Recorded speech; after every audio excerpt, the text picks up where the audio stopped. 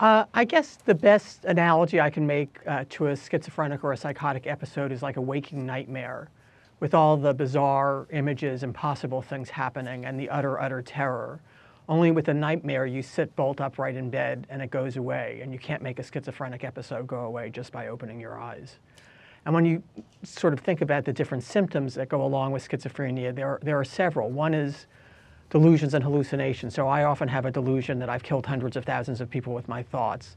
I've had occasional hallucinations, seeing like a foot-long spider walking up the wall.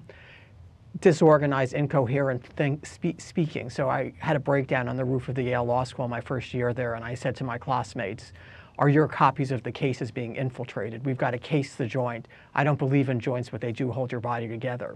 So words are loosely associated, but put together don't make any sense.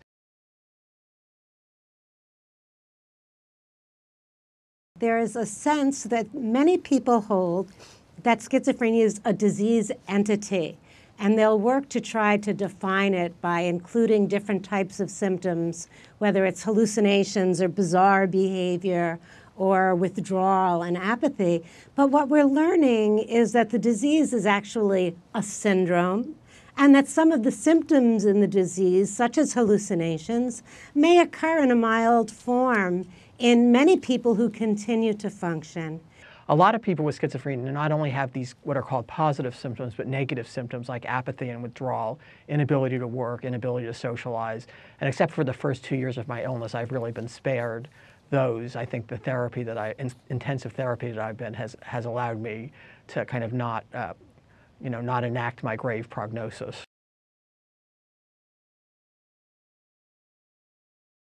So it's very intriguing. Everyone talks about schizophrenia as a genetic disease, and there's been some thinking of it as a disease that's passed on.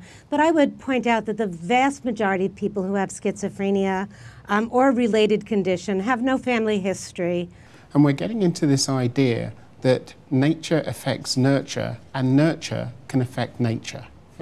And so this idea of one or the other goes away, and it's sort of a mishmash of the two. So even if you've got the same genetic code, then you still haven't got the same risk of developing schizophrenia, because nurture is important.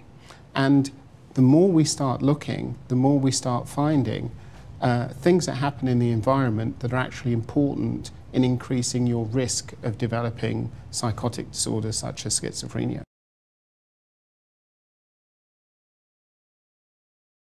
Father's age is in fact a major risk factor for psychosis, which was unexpected by many people. And father's age is something that leads to mutations, perhaps in certain genes that make one vulnerable.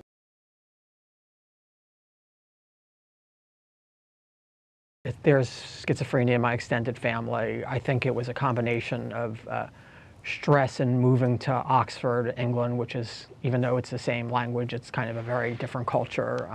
So that kind of that stress may have pushed me over a little bit. It may have happened anyway, probably would have. It's usually not one thing.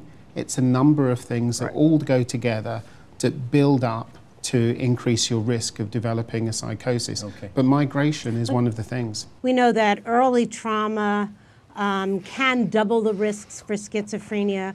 We found for babies who were in their mother's womb in the second month, when those moms were exposed to a very severe stressor, their daughters were 4 times more likely to have the disease. I think when people already have the disease, it may or may not be a further cause. But I want to say the other side, if someone does have the disease, diminishing stress, giving them coping skills, giving them function, can improve their outcome.